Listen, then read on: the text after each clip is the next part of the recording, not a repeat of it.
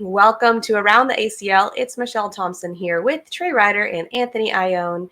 And today we're going to talk about our super exciting event coming up. We're going to have our first celebrity SuperHole of this season. It's going to take place Super Bowl weekend.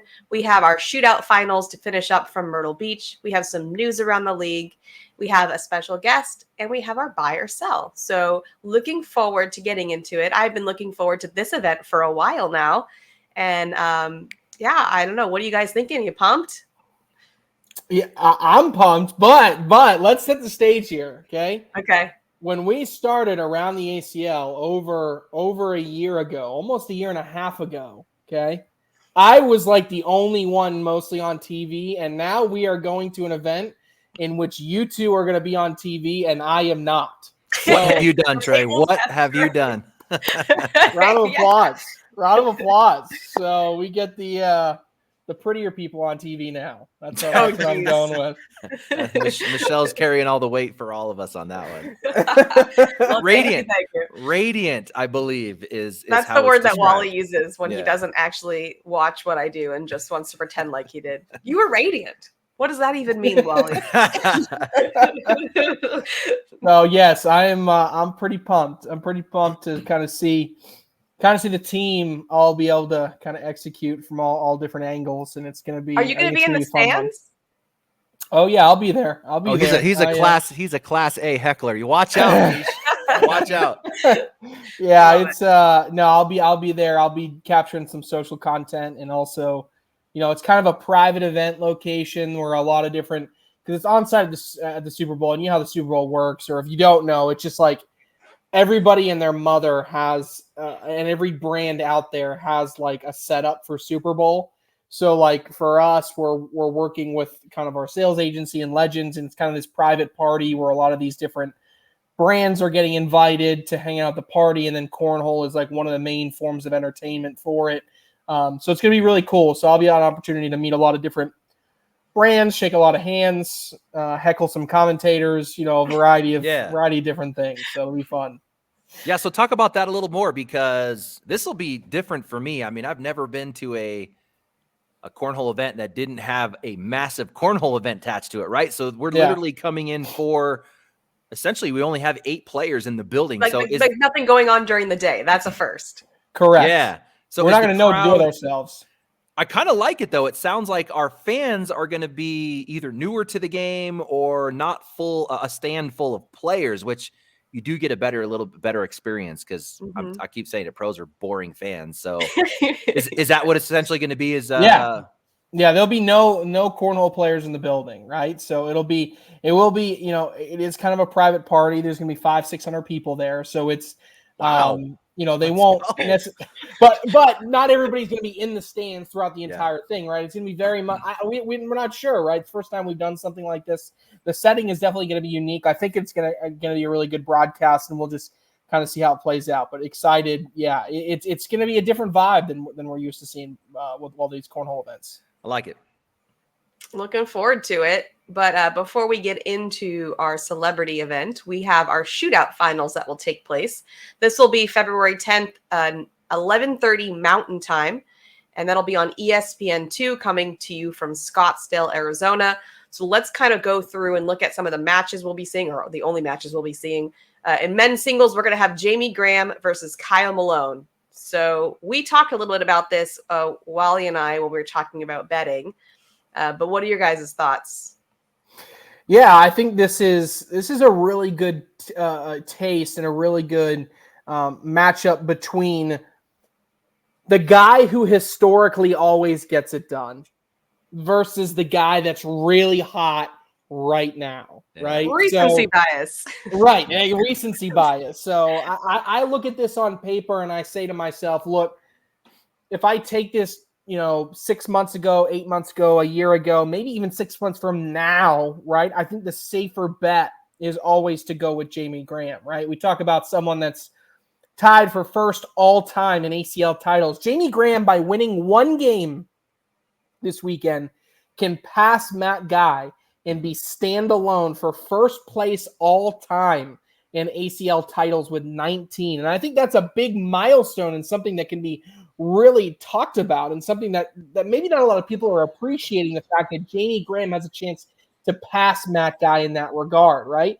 And so with all that behind him, Jamie Graham feels like the guy that should be the betting favorite. He is the betting favorite if you look at the lines, but he's going up against somebody in Kyle Malone, where to me, Kyle Malone and another guy like Devin Harbaugh, I feel like we haven't stopped talking about the past 3 months on this show and other shows.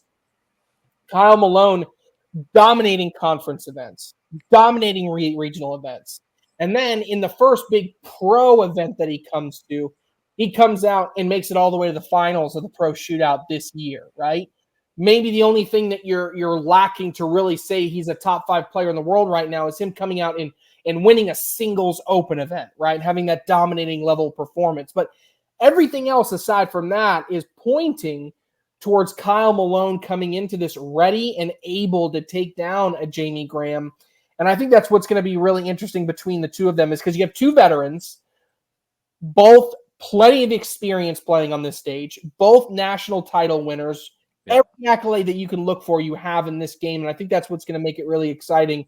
It's just a question of, is Kyle Malone going to compete on the main stage like he has been all the step of the way the past 3 months? Yeah, what do you think, Anthony? Think he can get it done? Yeah, I mean, just kind of big picture. I mean, this is kind of kicking off the season. You know, we've been in this 5-month kind of off season and we're waiting to get back. I think that the broadcast kind of officially makes it feel like we're back. And for those not familiar, we did the qualifying event, right? The lead-in event, New Year's Eve in Myrtle Beach. So we had hundreds of pros out there trying to qualify for this, and only 8 players remain. And that's what's going to be shown in Arizona. And what I love about it, there's so many different storylines. You know, you've got legends looking to continue their reign in Jamie Graham, in Cheyenne Bubenheim, the winningest male and female players of all time. So you've got them in there. You've got legends in, you know, Jimmy McGuffin and Damon Dennis, who've been on the stage multiple times. And then we've got the storyline of, you know, the 16-year-old rookie making his ESPN debut. So I'm loving how it's kind of building up that way. It kind of feels like this whole Rocky theme, you know, where you kind of know way in advance that who's going to be playing. You're training for a specific opponent. So yeah, that's kind of just my big picture thought on that. I'm pretty pumped about it. But yeah, when you talk about Graham versus Malone, just on paper, let's kind of look at what they look like on paper, right? Similar ages. You got a 24-year-old out of North Carolina, a 26-year-old out of Florida.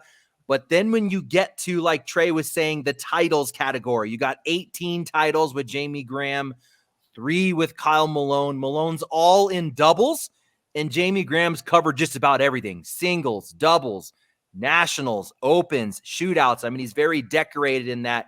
They've both been playing about the same amount of time. You got Kyle Malone that just hit a decade, Jamie Graham right behind him at about 9 years. And I was talking to Kyle a little bit earlier today, just talking about the event. And he was like, yeah, I remember when Jamie Graham showed up. He was like 15, 16 years old. And Kyle was only like maybe 17, 18 himself. He said, this kid showed up and he said, you just always seeing him practicing. And he's like, it feels like he never stopped practicing. So 9 straight years. And Kyle Malone did have a little, you know, kind of a layoff, if you will. He's got some small kids that are 6 and 3. So he did step away from the game at that hardcore competitive grind level for a couple years, but here he is. He's back. And like you were saying, Trey, has to be the hottest bagger right now in the game, but then going up against this legend who's consistent all the time. It's 40 bags, guys. So I kind of feel like, I mean, it's anyone's game. And, you know, I think both guys are going to come out not trying to do anything like crafty or crazy at the beginning. You know, board speed's going to be important. Do you know, Trey, are we getting some brand new like 2023 SuperHole boards out there? Brand new boards. Okay, so that's significant. So I think they're going to be, you know, just feeling it out the first couple 8 bags. But they're black. They're the black boards. So sometimes, you know, sometimes those black boards behave a little bit differently than those natural finish boards, right? So I don't know. I don't know if that plays a difference. Yeah. Both guys have options as far as bags, but neither one I don't think is coming out with anything super fast. They're coming out with some controlled speed. So I think it's anyone's game. The storyline of the legend versus a comeback story, if you will, in Kyle Malone. So yeah, I mean, we could talk at length about how that's going to play out strategically, I think, but I'd say flip of the coin. I am curious if they are like preparing for their opponent, because that's not something that typically can happen in this sport. You have hours, not months, but that would be interesting to learn. Cheyenne Bubenheim versus Rosie Streker. It's a similar storyline that we have here. I mean, Rosie's obviously a veteran as well, but she's hot right now. So what do you think, Trey? I think you said it best, Michelle. It's almost copy and paste what we just talked about. You talked about the most winningest female of all time, right? No, undisputed. Like on the men's side, like, yes, Matt Guy's the GOAT, but like as Jamie, if he passes Matt Guy significantly, there may be some conversations, blah, blah, blah. There's an undisputed female GOAT. Cheyenne Renner, like best of all time, greatest of all time, whatever accolade you can give her, going against someone who's won it at the doubles side, won multiple world championships, national championships, whatever, but someone that maybe in the past couple of years took a mini step back and now is throwing as good as you could possibly imagine, to the point where some people maybe say she's the best throwing female player in the world right now. So I say all that to say this is going to be really interesting. However, I think there's one element to this that I talked about last week and I'll continue to talk about this week. I have no idea what Cheyenne Bubenheim comes out and throws with on the big stage, right? We talked about how at the Open, she threw carpet and how she's been throwing carpet, the all cornhole shag contrast, this newer carpet bag. She's been throwing that practicing at home. Now, I do believe it's one thing to throw a carpet in a regional. Another thing to throw it in even an open event to an extent, right? Trying to get that big game simulation. I think the real test is going to be, what does she throw when we talk about a pro shootout? Where at a minimum, she played for a $40,000 grand prize for first place last year, right? This year, a potential $40,000 first place prize again. So I think there's a ton of pressure, mostly on Cheyenne, to make the right bag selection. And as of right now, like, look, I don't love Cheyenne throwing carpet, but I don't know if it's a bad thing to try to go back to non-carpet after you've been throwing carpet for 3 months. So now I think there's just a lot going on, and I think that's all speaks, that's got to be music to Rosie Streker's ears. So I think this, any other time, again, I probably think Bubenheim is a heavy favorite, but I think this is another one of those coin flips. That's actually my question to Anthony.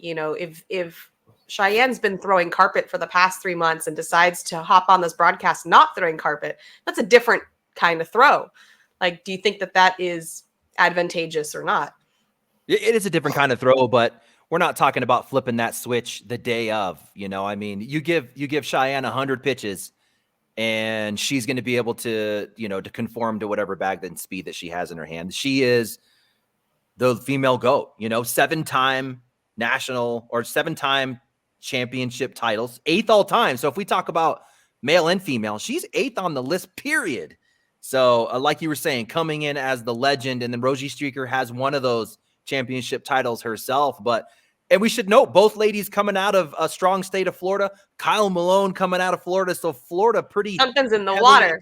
Yes, pretty heavily represented here in this first one. But I can't imagine Cheyenne, and this is crazy to say because she just fills up the hole probably better than most people on the planet, but I can't imagine her coming out and trying to run bags right now with Rosie Streker. That just doesn't seem like a good strategy coming in. Insane as high PPR that Cheyenne's throwing, Rosie's just like right there, kind of above, a little bit above that. And I think they just ran into each other recently.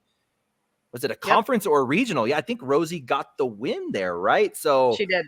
Yeah. Okay. So thanks for confirming. Yeah. So 2 conferences in a row. 2 conferences in a row. So what is that like for Cheyenne coming in? Is she thinking, hey, I got to change something up? I agree with you, Trey. I think she goes and gets that bag. Was it at the 2.0 or whatever she was throwing last season was successful? come out with that and compete with that bag. I think it's too soon to make a decision to switch over to some carpet right now, but I think she can control her speed. I think she can get in the way of Rosie just a little bit, not necessarily throw intentional blocks, but again, control your speed to the front of the hole. You come up short, you take them and force mistakes. Because if you're gonna leave Rosie an open hole, she's gonna put the bag in the hole. So I think that you need to try and force mistakes without intentionally blocking. I think that's going to be the way, her path to the win this weekend. All right, and then lastly we have doubles: Jimmy McGuffin and Damon Dennis versus Ryan Smith and Ryan Wiedenfeld, the Ryans. What are we thinking on this one? Yeah, this one's fun. Yeah, this one's fun. This is two completely different contrasting styles, right? You talk about, and the definition of old school versus new school. Old school cornhole. Yes. I'm going to slide as many bags in the hole as I can. I got an ugly bag that just kind of wobbles through the air, but you know what? I'm getting around bags. I'm sliding up in there. And then, hey, look, I got a nasty airmail to go along with it, right? And then on the other end, you got as new school gets. I'm going to be throwing, we're going to see carpet bags, blocking the hole, rolling over it. I mean, that's going to be the key here is who can execute their style better. And I think ultimately the game comes down to how short are those blocks by Wiedenfeld and by Smith. If Wiedenfeld and Smith can consistently put carpet bag blocks dripping in the hole, laying on that front lip, I think they win the game because Dennis and McGuffin do not have enough power naturally with their shots to always consistently go through that perfect carpet block. Now, the issue becomes is if they lay that block a little bit short, Damon and Jimmy say, look, I'm going to block behind it, and we're going to make this an airmail game, right? Now, I do think there's a significant difference between rolling over one bag and rolling over halfway up a board. So these guys are going to come prepared, Smith and Wiedenfeld, with rolling bags up and over blocks. But at the same time, sometimes when you got to roll a long way, that's not as consistent of a shot. So I think if those blocks come up short and you make it an airmail game, or you start rolling and those rolls end up left and right instead of over and into the hole, I think that's going to benefit McGuffin and Dennis. If you're able to keep that block pretty deep, I think it speaks into the game of Dennis in Smith and Wiedenfeld. So I say all that to say there's one other element that we have to consider, and that's the fact that you have a 16-year-old kid making his ESPN debut weeks after the loss of his father. That's Ryan Wiedenfeld losing his dad just a few weeks ago. And when you talk about what effect that's going to have, I don't even know. I have no idea, because everybody deals with those situations. And for such an awful situation, you know, for Wiedenfeld even to go out to the New Mexico Open, I just think it's just like, it's unbelievable how strong Wiedenfeld and Ryan, that the whole family must be. I mean, that's a toll, and it's tough to even think about and talk about. But the fact of the matter is, sometimes those situations weigh on you, and sometimes they uplift you, right? Yep. And that doesn't speak to anything about anybody's character, or, you know, some people will handle it this way. It's just the truth. And we have no idea what that's going to be like for Ryan and his family as they're both watching and Ryan playing. Like, will that have a profound effect? Will it be minimal? Will it be pushed out? Will it be brought in and uplifting at the same time? And I think that's just the big unknown here when we talk about this game as well. I'd love for it to come down to X's and O's, but sometimes there's other forces that influence these games, and really, I think my last parting thought on the matter is just that, you know, I think for Ryan, even to make this appearance again, just shows how strong of a 16-year-old that he is, and how strong of a family unit that's going to be there in Scottsdale. I do remember Adam Hisner losing his friend to a motorcycle accident and having one of his best weekends ever. Yeah, good call. Yeah, and really emotional when he won. And so you just never know if it can support you in that way or not. And I'm sure he doesn't even know until that moment. But what are your thoughts on the doubles match, Andrew? Yeah, very, very well said, Trey. And you covered everything I was going to say. I just kind of wanted to add a little something, because I've been really thinking about how do we describe, what's the best way to describe even to the average fans, these contrasting techniques? Because this is a clear example of how we're going to get those contrasting techniques. And I keep coming back to like MMA or mixed martial arts, UFC. If we kind of go old school, with like when the game was originally introduced, there was so many different styles, like trying to figure out what is the best style for this game. And I think that's kind of where we're at right now in our sport. Do you want a stand-up guy, a Chuck Liddell, who's going to bring that knockout power, or do you want someone like a Gracie who's going to come in and pull guard? I feel like your younger guys, your Wiedenfields, your Smith, they're the players that are going to be able to pull guard, get away from a stand-up fight, and beat you strategically. Whereas Dennis and McGuffin, they want to keep it on their feet. They're going for knockout power. They're not trying to complicate the game much. They just want to get the W. And I think that's a good way to kind of describe it. And I think I should try and formalize that a little bit better. But that's what those guys are going to do. But the thing about Smith and Wiedenfield is they've got some stand-up game too. They can box with you a little bit. But ultimately, if it goes to the ground, if it goes to a dirty game, that's where they're going to succeed. Now, we see McGuffin and Dennis developing a way to compete that. They've got a cutter, which in MMA, they can shoot a takedown. They're able to defend the ground game a little bit, but for the most part, they're going to want to stay on their feet. They're going to want to run bags. They're going to airmail, and they'll use that cut if they need to. And the airmail is going to be super important for those guys to be successful. I like the analogy. Very fitting for the weekend I had jiu-jitsu tournaments, but definitely interesting. I like the way you put that. All right, so we are going to move into news around the league. We had the Winterfest that happened this past weekend where we saw a lot of our pros attend, and the Noahs took over. Noah Almanza takes singles, Noah Almanza and Noah Wooten take doubles. So it was a story of the Noahs. Lots of great coverage on that event. A lot of events. Like women's singles, women's doubles. Like I felt like it was nonstop how many events they had. But congrats to everyone who won there. And now we get to go into our SuperHole prelim. And this season, like I said, it's going to have 8 prelims. The winner of each one is going to go to the championship at Worlds in August. This is going to happen Friday, February 10th, right before the shootout broadcast at 10:30 Mountain Time on ESPN2. And our lineup is Cheyenne Bubenheim and Tyler Lockett versus Ryan Smith and Ryan Fitzpatrick. What are we thinking about this matchup? I mean, I know we can't say much about the celebrities. We have no idea if they're practicing or taking this seriously, but they're all competitive because they're athletes. So what do you think, Trey? Yeah, first matchup, right out of the gate. So I kind of look at this as you're always going to have pro versus pro, and then you're going to have, your celebrity versus celebrity. Okay. So the maybe the boring one to talk about first is pro versus pro, right?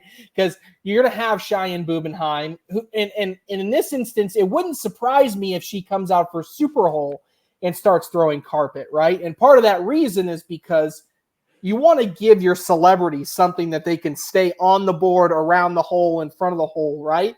You don't want someone throwing something super slick that's going to slide off the back of the board. So at least from the initial perspective, when you talk about Bubenheim versus Smith, I at least think out of the gate, when you talk about 2 players throwing carpet, I like a carpet-on-carpet advantage to Ryan Smith just going against Cheyenne Bubenheim. Obviously, if she was throwing something a little bit faster, it might be a different scenario. But that's kind of what I'm thinking out of the gate. And as I transition over to look at what it looks like between, you have an NFL wide receiver, Tyler Lockett from the Seattle Seahawks, against Ryan Fitzpatrick, Fitzmagic, right? The quarterback that played for a variety of teams in the NFL. At least out of the gate, you got to think that the quarterback is going to have a little bit of an advantage here. I mean, when you look at in SuperHole past, you've had some of these quarterbacks have really good success. Sam Darnold won the first ever SuperHole, right? He was the one that came out and won. Second SuperHole and the third SuperHole, Doug Flutie ends up winning the entire thing. Jay Cutler, when he played, he won his prelim last year. So it seems like every time we put a quarterback on this stage, the quarterback is able to kind of put it all together and deliver at a high level. So at least in this first of the 2 matchups, in this first semifinal, I don't know. I kind of think Ryan Smith and Ryan Fitzpatrick may have a little bit of an advantage, but that comes without me knowing nothing about how the celebrities are playing. Because if they're practicing, like if one's practicing and one's not, that's it right there. Yeah, I do know of the four. We haven't talked about the second matchup yet, but there's been one of the celebrities that got boards ahead of time that required that they got boards, and that was Justin Turner. So I don't know if that. Yeah, I don't know if that is going to speak at all to how he'll play, but interesting. All right, what are your thoughts, Anthony? Hey, here's where I think you pull out that carpet bag for these celebrities. You need ones. Just give me ones. As many bags on the board as possible. So I think as athletes, they could hit the board, but to be able to do the math and compensate for how much slide or action they're going to get out of it, they can't do that. So I think, hey, Ryan Smith comes out with something like a Viking, puts a Viking in Fitzpatrick's hand. Just hit the 2x4 square, my man, and get me ones. And I think that bag will stick for them. But yeah, just kind of looking into these guys a little bit. Obviously, give me like a minute of just watching them throw, and we'll kind of know who's probably going to be more successful than the other. But who has a flat bag, right? I mean, yeah, exactly. What if they're throwing tumble bags? Even just a consistent, something that's predictable, right? Even if it's standing up straight, something predictable is where it's at. But standing out for me for Fitzpatrick, just looking into some of his history a little bit, the dude's crazy smart. They do that test for all of the quarterbacks coming into the league. It's like the Wonderlic. The Wonderlic. Yes, thank you. I was actually seeing his score. Now there was rumor he had a perfect score, but he even admitted later that there was one question he didn't answer. So the rumor is he almost had a perfect score. So I think IQ wise, I think he'll be able to kind of just problem solve, maybe follow some instructions. If Ryan Smith's able to work with him right before the match, just give him a few tips. I think he'll be able to absorb that really quick and then implement. And then Tyler Lockett, I mean, he's a track star, he's a basketball star, football star. So you talk about being able to do all these different sports. Maybe mechanically he's able to adjust better. And then Cheyenne versus Ryan, that one's just going to be a fun battle there. So I don't know. I'm excited. Yeah, the celebs will have about 2.5 hours with their pros before the broadcast starts. So I would think for an athlete, that's all you need. Now, if they're not an athlete, that's potentially not true.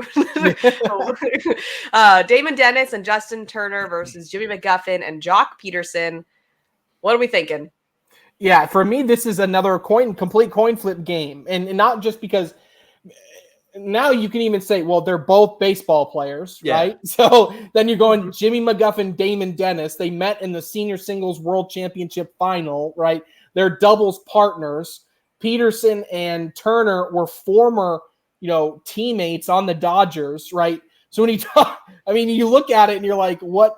I don't know what gives here. I mean, I think this is going to come down to the practice, Trey. The practice is what gives. It's got to come down to some level of practice, maybe. And maybe they give some good instruction right before the broadcast. I mean, the thing is they're going to be next to each other as well, and they're going to be practicing together, right? They're probably going to show up to the event together. So it's like I think what it's going to come down to on this game is like, all right, when Jimmy and Damon walk up, they're both going to give them some level of instruction. It's going to be which of those two can pick up on the advice quicker, right? Who can dial in a little bit faster in that little warm-up window. I think there's a good chance that Turner takes a little bit of extra time to practice, but I think this one's going to be particularly fun just because Peterson and Turner have kind of a prior relationship and that teammate relationship. I think it'll make it fun to watch. Going on. Yeah. Heck yeah. Yeah, and also not only who can take the knowledge and use it, but who's the better teacher, right? Because just because you're a pro doesn't mean you can teach. So interested to see how that plays out. What do you think, Anthony? Yeah, I almost want to give the edge to an infielder, something underhand, tossy, little soft, 27 feet. Maybe that's a little bit more comfortable than an outfielder. I don't know about this one, but I was kind of thinking through this, Trey. Was there some underlining, like how the matchups happen? Is there a connection any way, in any fashion, regional or? We looked as much as possible, and in the end, we couldn't really find anything. So we kind of threw them all in a hat and drew them out. We did want to do the NFL versus NFL, MLB versus MLB as far as the celebrity goes. Okay. But as far as how the individual pros matched up, there wasn't anything that stuck out to us as a reason to pair up these.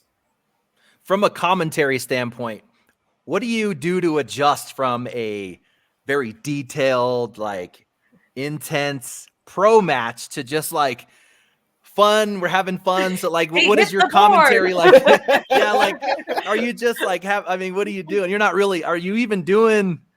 You know, telestrator.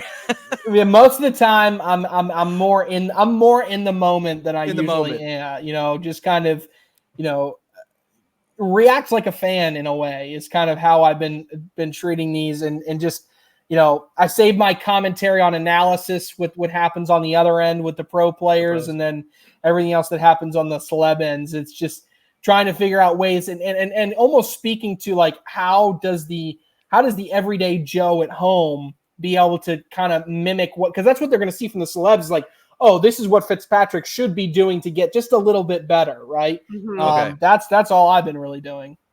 And then keep a watchful eye out for that flask that comes out of the Yeah, I fanny don't know. Who pack. can top that? Who can top the fanny pack flask combo? Oh man, I don't know if anybody can. And have they watched any film? Yes. Nothing better than Grindersleeve like upside down with a flask just like pouring straight into his mouth. I was like, that is, and a Grindersleeve of all people. That was hilarious.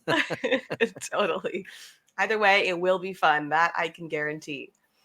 All right, ready for our guest? All right. Ooh, we have a guest. Let's go. We have a guest. She is waiting. We did talk about her a little bit earlier. She's going to be at this event, and she's also part of the ACL staff and in charge of this podcast, actually. So welcome, Rosie Streker, to the show. We are so excited to have you. Hey. Yay, Rosie. What's up, Rosie? Hi, guys. Thanks for having me. Heck yeah. Yeah, you've been uploading this podcast to YouTube now for like what 6 months, a year, and we finally decided to get you on here. Oh, Time. It's all Michelle's fault. She kept saying, "Don't let Rosie on. Don't let." Rosie on. Like she believes that. never. I guarantee you don't. All right, I got a question first. I'm jumping ahead. I'm jumping in first in line. That's so, you know, Rosie, I think a big question that like we had, and there's some other people that follow the ACL so much. Like in 2019, you were like dominant. You were one of the best female players in the world. You're a women's doubles world champion. Even rolling again into 2021, you did it again. But then 2022, there was kind of like what felt a little bit like a step back in a way, and then all of a sudden it's come back. And I guess we saw that in 2020. But that was the year that you had the twins, right? You were dealing with that, and then obviously comes with a lot of time commitment. But was there anything that has happened over these past 6 months to get you back into gear and back to the level that you were, say, in 2019 or 2021 that was different than before? Definitely. I started having a lot, and I didn't want to say this earlier when I was not doing well. I was having a ton of shoulder pain, and it was from holding both the girls at the same time. So I started doing massage and different stretches that has really helped, and it's looser. Because by the second day of tournaments, my arm wouldn't go all the way up. Like it would just kind of stop. Wow.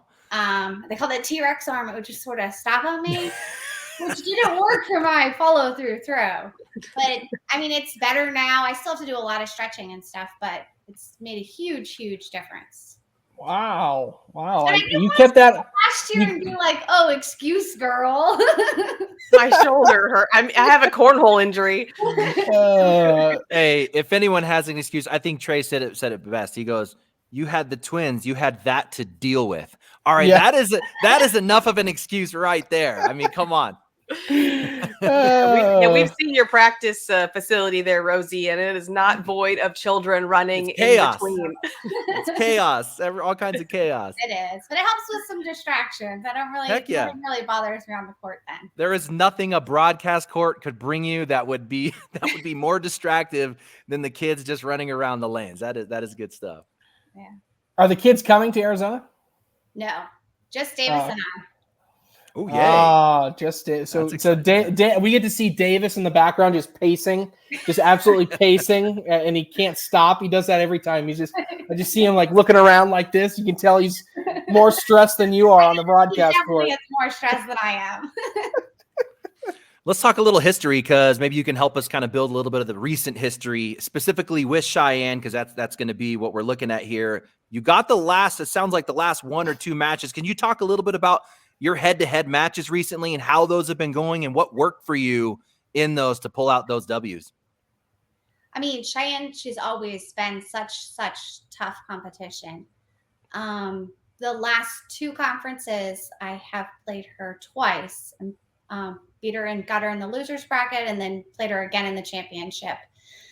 With her, there's always tough games, and even one of the games I was up a good amount, but I know how good she is, so I just have to think I need to consistently keep throwing this bag in the hole, because if I give her an opportunity where I'm going to miss, she's going to start and get on like fire and beat me.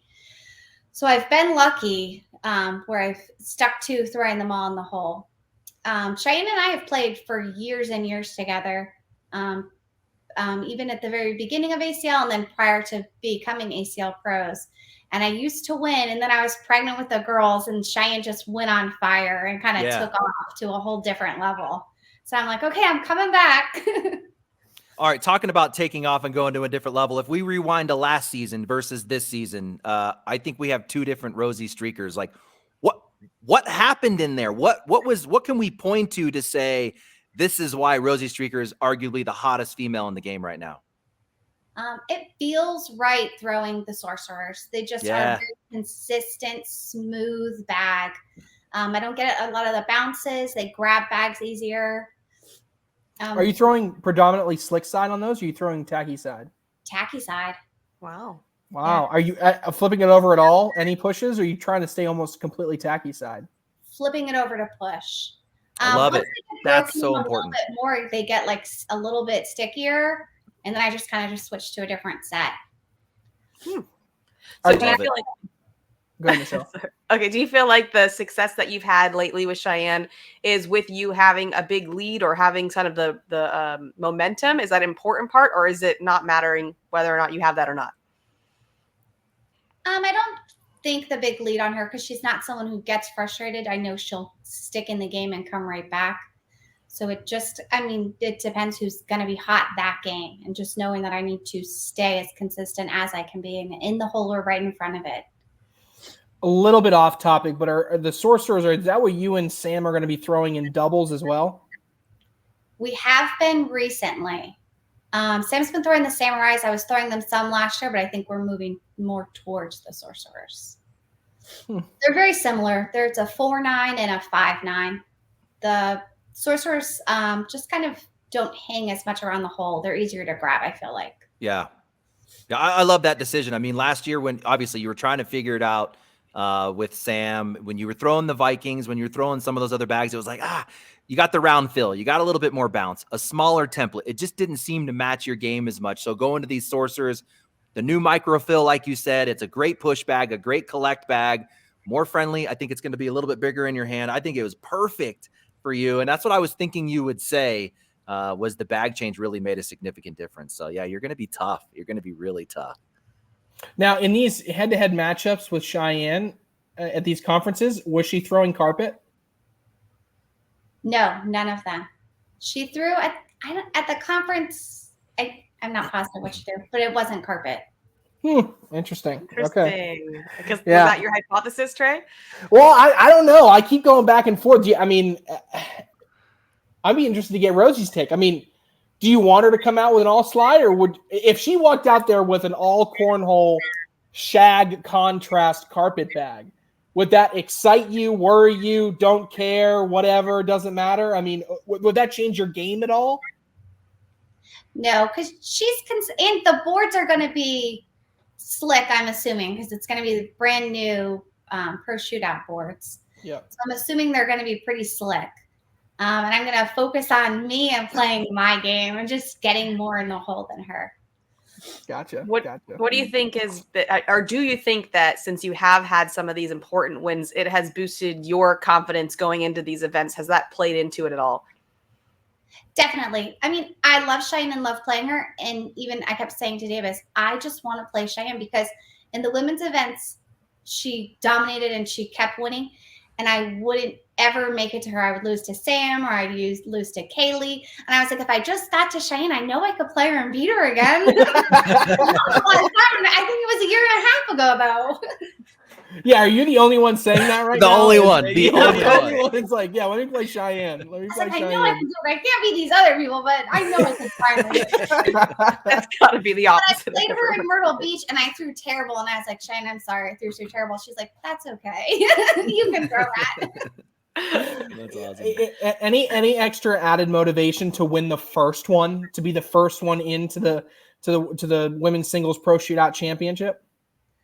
I mean, it would be amazing.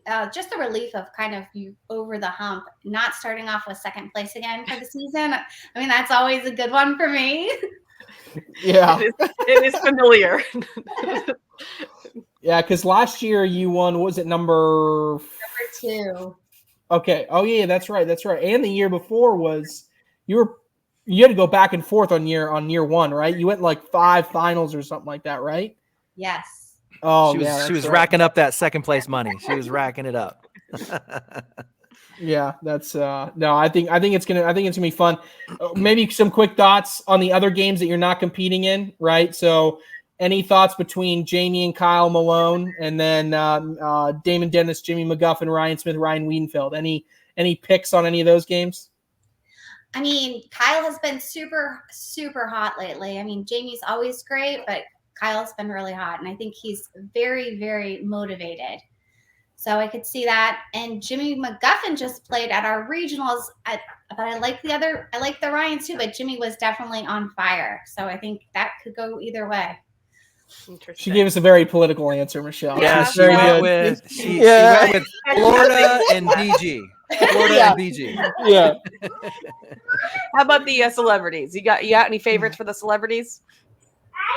I don't really know anyone. I was looking them up, but I was listening to you guys. I would guess that Turner, just because he's practicing, that'll make a huge difference. It will. Okay. Absolutely. All right, Rosie. Well, as always, it's been a pleasure, and we will see you in just a few days. And good luck in your match. Thanks, guys. Thanks, Rosie. See you, Rosie. See ya. It's time for buy or sell. So I'm going to read you a line, and you let me know if you would buy or sell. The first one is Ryan Fitzpatrick will be the most impressive celebrity in the SuperHole prelim. I'm going to buy it. Quarterback. I'm going to stick with the trends, right, Anthony? Okay. I mean, I got to say, quarterback comes out. We've never not had a quarterback perform at a high level. So I'm going to say he gets it done. And maybe not that doesn't win the whole thing, but I think he's going to be the most impressive celebrity that we see. If he doesn't win it with the quarterback history, that looks really bad on his part. I'm going to tell him. When I meet him on Friday, I'm going to tell him his sideline reporter said that on the show. I'm going to tell him that he could potentially be the first quarterback to suck at cornhole. And does he want that title? Yes or no? Anthony, what do you think? I don't know. Let's go with Justin Turner. We got an infielder who's practicing. That just feels like a good recipe. I'm going to go with Justin Turner will be the that would be a sell. Yes, that would be a sell. Okay. Kyle Malone should be favored over Jamie Graham this weekend. Buy or sell? I saw this, went back and forth over this multiple times. I am actually going to sell it. He is the better player right now, but we have never seen Kyle Malone in a singles final on a broadcast before, ever. Mm-hmm. Haven't seen it, okay? You combine that with the fact that you are going against arguably Mr. Singles Pro Shootout. You know, you talk about someone that has dominated singles shootouts at least until he gets to the finals, and Jamie Graham, someone who has plenty of singles broadcast experience. Kyle Malone is the better player right now. But when you talk about favoring someone, you've got to go with someone that has been there time and time again. So I will sell. Okay. Anthony? Yeah, Trey, you said it perfectly. I'm also going to sell, and I am prepared to be proven wrong in this one because Kyle Malone coming out and winning it makes complete sense too. But I'm going to sell with the same reasoning that you just gave there, Trey. All right. Cheyenne Bubenheim will win even if she throws carpet.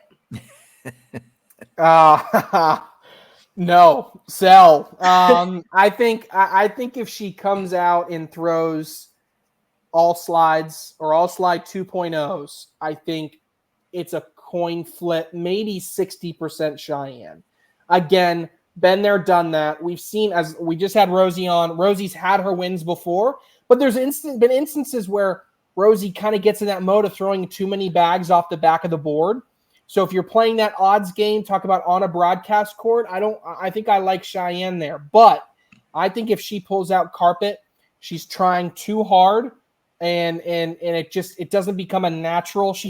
And I think what'll get her in is not that she's missing a bunch. I think based on her play style, she's just going to end up with too many bags on the side of the hole. Rosie gets too many bags in the hole. So I will sell. I think she's got to throw non-carpet to win. Anthony? I'm going to buy.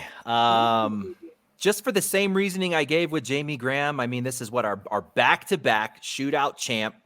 Round limited. Now, we talked about how Rosie was having success. He's at these regionals. Those are to 21. Cheyenne has proven that she's very successful in this format. If she comes out with carpet, I feel like she's done enough pre-work to be comfortable with that. We're going to have faster boards. I think that's going to play nicely in a decision. I'm going to buy. Meesh. Yeah. All right. How about the emotion of the past few weeks will affect Ryan Wiedenfeld? Yeah, so I think the easy answer is buy here, right? It's going to be an emotional time for Ryan Wiedenfeld. I think the question is how much, right? And what I'm going to say is just based on his demeanor, I'm gonna buy it, but I'm gonna say minimally, right? It may help him in his preparation, but he is such a strong kid and such one that he just kind of locks in and everything else kind of gets blocked out. And he doesn't show a lot of emotion. And that's just the way he carries himself in and out of games. I will buy it, but I think if anything, it's early in a game. And I think when we get later in the game, Wiedenfeld's going to be able to bring it all together to focus. And whether or not he wins or not, I think is irrelevant. But I think we're going to still see a really strong and really motivated Ryan Wiedenfeld. Anthony? Yeah, I totally agree. Just a crazy tough situation. And of course, I put myself on the father's side. You know, you as a son and a father in their situation, me and my son have the same, conversations because he has dreams of doing that, being on ESPN. I'm sure you talk about this moment, now he's having his debut. There's no doubt that they've been talking about that because Ryan has been on a path to be where he's going to be at this weekend. Tough situation. But like you said, Trey, I think it has that more uplifting, more focused kind of effect on him. And he's able to put those emotions aside. So tough situation though, Meesh.